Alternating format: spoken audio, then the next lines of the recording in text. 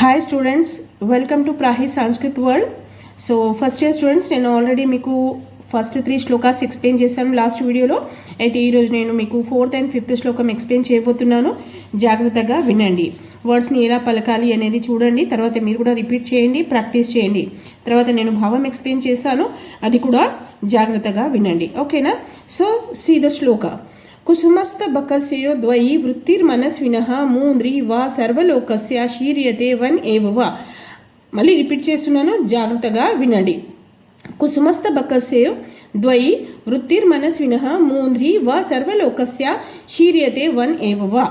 అర్థమైందా స్టూడెంట్స్? అయితే కుసుమస్త బకస్యో, కుసుమాలు అంటే ఏంటి? ఫ్లవర్స్ అనమాట. ఓకేనా? కుసుమాలు అంటే ఫ్లవర్స్. కుసుమస్త బకస్యో బంచ్ ఆఫ్ ఫ్లవర్స్ అనమాట. సో బంచ్ ఆఫ్ ఫ్లవర్స్కి ఏ విధంగా అయితే 2 ways ఉంటాయో, అదేవిధంగా వృత్తిర్మనస్వినః అంటే విద్వాంసులకు, గ్రేట్ పీపుల్కి, వాళ్ళ లైఫ్కి కూడా 2 ways ఉంటాయి అన్నమాట.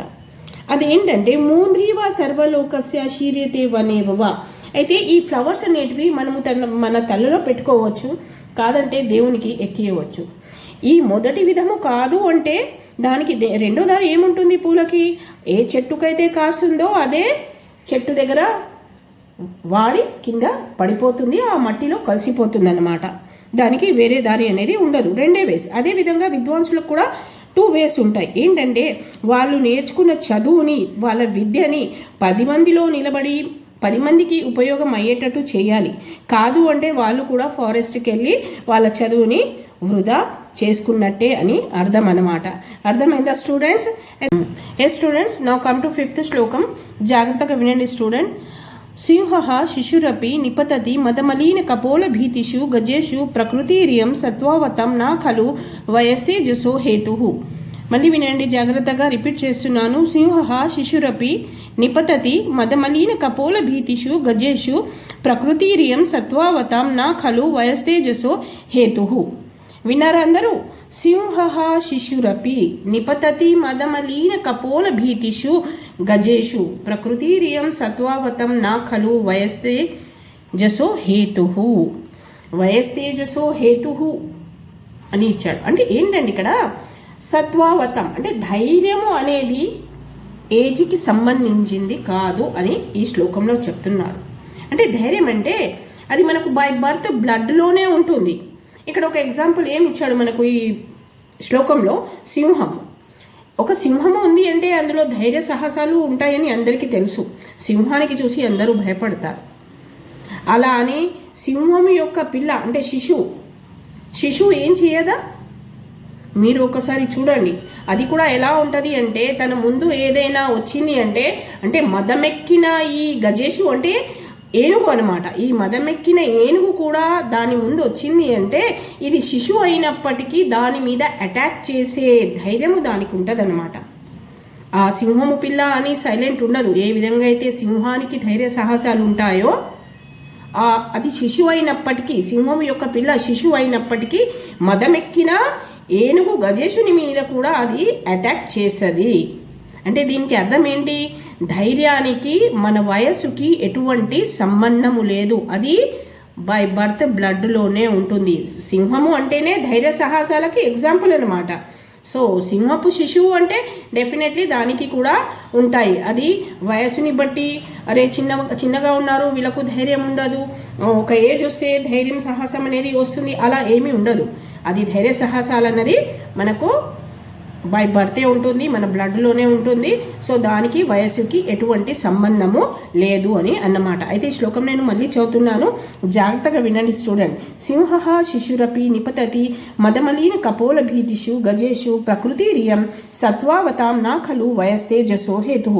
అయితే ఈ శ్లోకాన్ని జాగ్రత్తగా గుర్తుపెట్టుకోండి. దీన్ని మళ్ళీ మీరు పలకండి, ప్రాక్టీస్ చేయండి రాయడానికి, సో దట్ మీకు వచ్చేస్తుంది. Okay yes students, now come to 6th శ్లోకం. జాగ్రత్తగా వినండి స్టూడెంట్స్. దానం భోగో నాశ స్త్రీస్త్రో గతిర్భవంతి విత్తస్య యోన దదాతి నాభుంక్తే తస్య తృతీయ గతిర్భవతి. మళ్ళీ వినండి స్టూడెంట్స్. దానం భోగో నాశ స్త్రీస్త్రో గతిర్భవంతి విత్తస్య యోన దదాతి నాభుంక్తే తస్య తృతీయ గతిర్భవతి. మళ్ళీ రిపీట్ చేస్తున్నాను, జాగ్రత్తగా వినండి.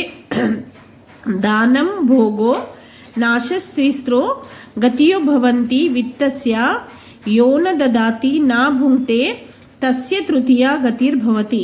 అంటే ఏంటంటే దానం అంటే చారిటీ అన్నమాట, భోగం అంటే అనుభవించడము.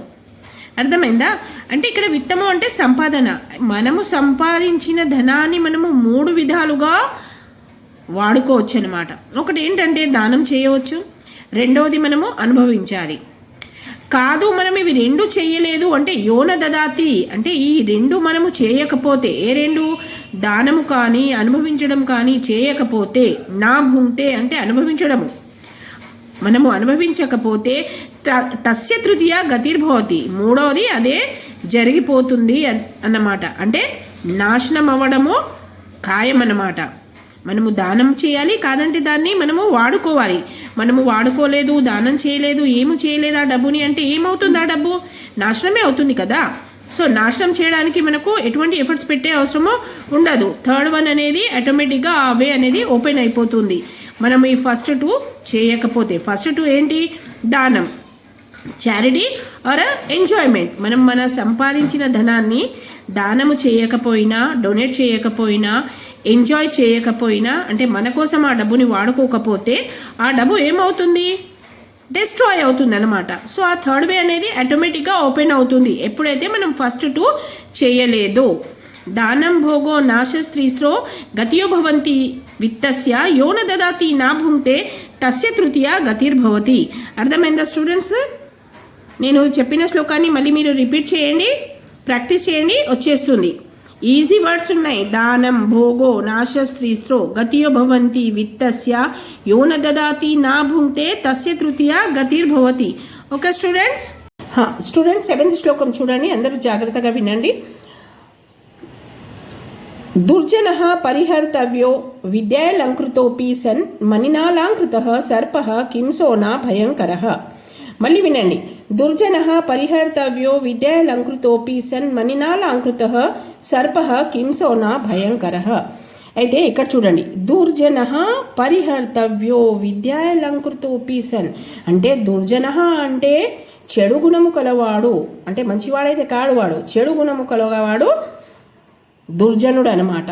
అయితే ఎంత చదువు వచ్చినప్పటికీ, ఒక మనిషి విద్యతో అలంకరించుకొని ఉన్నప్పటికీ వాడు దుర్జనుడైతే అతనితో స్నేహము మంచిది కాదు. అయితే ఇక్కడ ఎగ్జాంపుల్లో ఏమంటున్నాయి అంటే ఇక్కడ మణినాలంకృత సర్పః కింసోనా భయంకరః. అయితే ఒక పాము ఉందనుకోండి, ఒక పాము మణితో అలంకరించుకొని ఉంటే మీరు వెళ్ళి ఆ మణిని తీసుకుంటారా? తీసుకోరు, ఎవరు తీసుకోరు. ఎందుకంటే ఆ మనీని తీసుకుంటే ఆ పాము అనేది మనకు కరుస్తుంది అనమాట.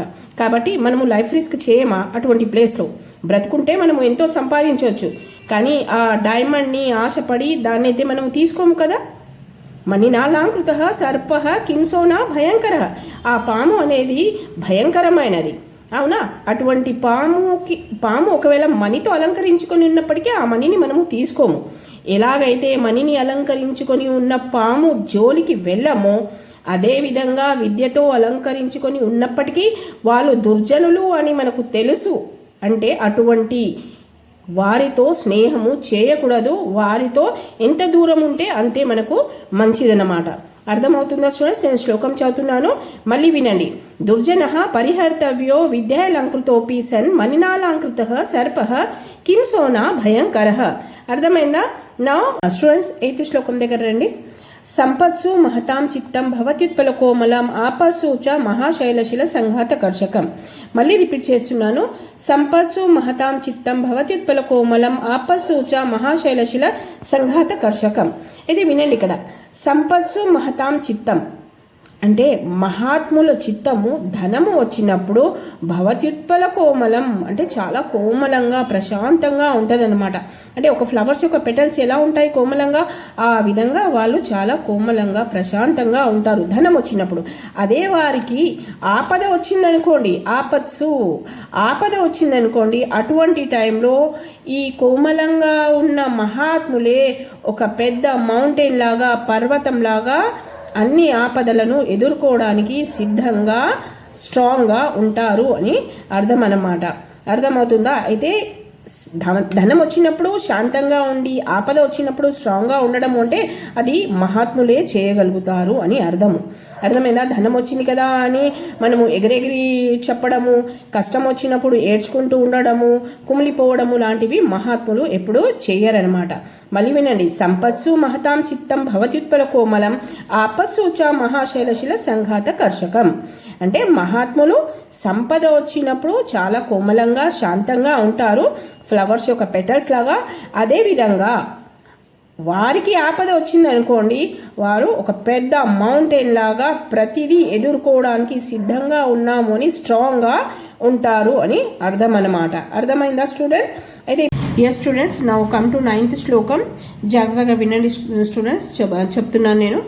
శ్రోత్రం శృతేనైవ్ నా కుండలేన్ దానేన్ పానిర్ను తూ కంకనేన్ విభాతికాయ కరుణాపరాణం పరోపకారేన్ తూ చందనేన్. మళ్ళీ రిపీట్ చేస్తున్నాను, జాగ్రత్తగా వినండి. శ్రోత్రం శృతేనైవ్ నా కుండలేన్ దానేన్ పానిర్న్ తూ కంకనేన్ విభాతికాయ కరుణాపరాణం పరోపకారేన్ తూ చందనేన్. అంటే ఏంటంటే ఈ శ్లోకంలో మీకు సత్పురుషుల గురించి ఇచ్చారు. అంటే మహనీయులు. సత్పురుషులు అంటే ఎవరు? మంచి గుణములు కలిగిన వాళ్ళు అన్నమాట. ఎప్పుడు వాళ్ళు మంచి నడవడిక కలిగిన వారనమాట. సో అటువంటి సత్పురుషులు ఎలా ఉంటారు, వారికి ఏమి అందంగా ఉంటుంది అంటే ఇక్కడ ఏంటంటే శ్రోత్రం శృతేనైవ్ నా కుండలేన్ అన్నారు. అంటే ఏంటంటే ఇటువంటి మహనీయులకు సత్పురుషులకు వాళ్ళ చెవులకు వినడానికి ఏం కావాలి అంటే మంచి మాటలు కావాలి. అంటే వాళ్ళు శాస్త్రాల గురించి వింటేనే వాళ్ళ చెవులకు అందము అని అనుకుంటారు. కుండలాలు వేసుకుంటే వాళ్ళ చెవులకు అందం అనేది రాదనమాట. కుండలాలు అంటే ఏంటి? చెవి పోగులు అనమాట. అంటే కమ్మలు మనం పెట్టుకుంటాం కదా, కమ్మలు పెట్టుకుంటే చెవులకు అందము అని అనుకుంటారు. కానీ సత్పురుషులకు ఏంటంటే ఈ శాస్త్రాలు పురాణాలు వింటేనే వారి చెవులకు అందము అని అర్థము. అదేవిధంగా వారి హస్తములు అంటే చేతులు అనమాట. దానేన్ పార్నిన్ తూ కంకనేన్. దానేన్ అంటే వాళ్ళ చేతులకి అందము దేని వలన వస్తుంది? కంకణాలు వేసుకుంటే రాదనమాట. సో వారికి అందం ఏంటి అంటే వాళ్ళ చేతులతో వాళ్ళ హస్తాలతో ఇతరులకి దానం చేయాలి. దానం చేస్తేనే వారి చేతికి అందం అనేది ఉంటుంది అని వాళ్ళ అభిప్రాయం. అదేవిధంగా విభాతికాయ కరుణాపరాణం పరోపకారేన్ తూ చందనే. అంటే కాయ అంటే ఏంటి? శరీరం అన్నమాట. ఏ విధంగా అయితే చెవులకు శాస్త్రాలు పురాణాలు వింటే అందము, చేతులకు దానం చేస్తే అందము, అదేవిధంగా వాళ్ళ మొత్తము దేహం అనేది ఇతరులకు ఉపకారము చేస్తేనే వాళ్ళ దేహానికి అందం వస్తుంది అని అర్థం అన్నమాట. చందనము పోసుకొని వాళ్ళ దేహానికి ఇంకా అందము ఎక్కువ చేసుకోవాలి అన్న కోరిక అనేది వారికి ఉండదన్నమాట. అంటే వారు అంటే సత్పురుషులు మహనీయులు ఎలా ఉంటారు? ఇతరులకు ఉపకారము చేయాలి అని అనుకుంటారనమాట. అంటే ఉపకారము చేస్తేనే వారికి అందము అని అర్థం అన్నమాట. అర్థమవుతుందా స్టూడెంట్స్? ఇది సత్పురుషుల గుణము. శ్రోత్రం శృతేనయం నా కుండలేన్ దానేన్ పాణిన్ తూ కంకనేన్ విభాతికాయ కరుణాపరాణం తూ పరోపకారేన్ తూ చందనేన్. ఓకే, అర్థమైందా స్టూడెంట్స్? అయితే మనకు టోటల్ 9 శ్లోకాస్ అయినాయి. ఇప్పుడు నేను మీకు 10th శ్లోకం కూడా చెప్తాను, జాగ్రత్తగా వినండి. ఈ 10 శ్లోకాస్తో మీకు ఇంపార్టెంట్ శ్లోకాస్ కంప్లీట్ అయిపోతాయి. తర్వాత నేను నెక్స్ట్ వీడియోలో మీకు స్టోరీ చెప్తాను, సమ్మరీ. అయితే మీకు అయితే ఇప్పుడు 10th శ్లోకం వినండి స్టూడెంట్స్, జాగ్రత్తగా వినండి. చూడండి. చిన్నోపి రోహతి తరుహు క్షీణోప్యుపచీయతే పునశ్చంద్ర ఇది విమృశంతః సంతః సంత్యప్యంతే నా విపుల్తా లోకే. రిపీట్ చేస్తున్నాను, మళ్ళీ చూడండి. చిన్నోపి రోహతి తరుహు క్షీణోప్యుపచీయతే పునశ్చంద్ర ఇది విమృశంతః సంతః సంత్యప్యంతే నా విపుల్తా లోకే. అర్థమైందా స్టూడెంట్స్? అయితే దీనికి భావం ఏంటంటే సజ్జనులు ఎలా ఉంటారు, స్ట్రాంగ్ పీపుల్ ఎలా ఉంటారు అన్నది ఈ శ్లోకంలో ఇచ్చాడనమాట. అయితే చిన్నోపి రోహతి తరుహు, తరుహు అంటే చెట్టు అన్నమాట. అయితే ఒక చెట్టుని మనము నరికినప్పుడు ఆ చెట్టు బాధపడుతుందా? బాధపడదు. ఆ చెట్టుకి మరలా కొత్త బ్రాంచెస్ వస్తాయి కదా. దాన్ని మనం కట్ చేసినప్పుడు న్యూ బ్రాంచెస్ అనేటివి వస్తాయి. అంటే దానికి ఒక కొత్త లైఫ్ మళ్ళీ వస్తుంది అని అర్థము. అదేవిధంగా మనకు చంద్రుడు, పున్నమి చంద్రుడు, అయితే ఒక 15 days చంద్రుడు మనకు కనిపిస్తాడు, తర్వాత 15 days చంద్రుడు మనకు కంప్లీట్గా కనిపించాడు. ఇది అమావాస్యకైతే మొత్తానికే మాయమైపోతాడు. చంద్రుడు ఎప్పుడైనా బాధపడ్డా? అరే నేను లేను, నేను మాయమైపోయాను, ఇప్పుడు మెల్లమెల్లగా నేను క్షీణిస్తున్నాను అని చంద్రుడు ఎప్పుడైనా బాధపడ్డా? బాధపడలేదు. ఎందుకంటే మళ్ళీ కొత్త వెలుగు అనేది వచ్చేస్తుంది, మళ్ళీ చంద్రుడు రావడం అనేది మొదలైపోతుంది కదా. సో సజ్జనులు కూడా దీన్ని చూసే ఫాలో అవుతారనమాట. ఏ విధంగా అయితే ఒక చెట్టుని నరికినా మనకు కొత్త బ్రాంచెస్ వస్తాయి, అయితే అమాసకి చంద్రుడు మాయమైన మళ్ళీ పౌర్ణమికి కంప్లీట్ మూన్ లాగా అది కనిపిస్తారు. అదేవిధంగా సజ్జనులు కూడా ఒకవేళ వాళ్ళకి కష్టం వచ్చినా దుఃఖం వచ్చినా వాళ్ళు మొత్తానికి బాధలో ఉన్న వారికి ఒక స్ట్రాంగ్ ఫీలింగ్ అనేది ఉంటుంది. ఏంటని, నేను మళ్ళీ పైకి రాగలుగుతాను, సంతోషం అనేది మళ్ళీ వస్తుంది, మాకు మళ్ళీ వెలుతురు అనేది వస్తుంది, ఈరోజు చీకటైతే ఏమైంది, మళ్ళీ మార్నింగ్ మనకు వెలుతురు అనేది ఉంటుంది అన్న ఉద్దేశంతో సజ్జనులు ఉంటారన్నమాట. అర్థమైందా? అంటే మనకు కష్టాలు వచ్చాయని బాధపడకుండా దానికి సొల్యూషన్ ఎలా తీయాలి, దారి ఎలా దొరుకుతుందని ఆలోచించాలి అని అర్థం అన్నమాట. అంటే ప్రతి జీవితంలో బాధ ఉంటే బాధ తర్వాత సంతోషం కూడా తప్పగా ఉంటుంది. ఏంటంటే మనము గివప్ అనేది చేయకూడదు. అర్థమవుతుందా స్టూడెంట్స్? గివప్ ఎప్పుడు చేయకూడదు, మనకు మంచి రోజులు కూడా వస్తాయి అని ఈ చెట్లకు ఈ చంద్రునికి చూసి మనము నేర్చుకోవాలి.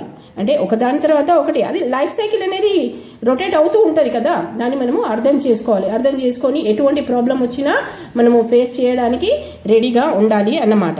అయితే స్టూడెంట్స్, దీంతో మనకు టోటల్ 10 శ్లోకాస్ కంప్లీట్ అయిపోయాయి. నెక్స్ట్ వీడియోలో నేను మీకు ఫస్ట్ లెసన్ ఇది మనకు ఏమంటారు, రామ విగ్రహవాన్ ధర్మ అనే స్టోరీ నేను ఎక్స్ప్లెయిన్ చేస్తాను. జాగ్రత్తగా వినండి. ఏమైనా డౌట్స్ ఏమైనా ఉంటే మీరు నాకు కమెంట్ చేయండి. అకార్డింగ్ టు దట్ కమెంట్ నేను మీకు నెక్స్ట్ వీడియో అనేది సెండ్ చేస్తాను. ఈ వీడియో విన్న వాళ్ళందరూ లైక్ అండ్ సబ్స్క్రైబ్ తప్పకుండా చేయాలి. ఓకేనా?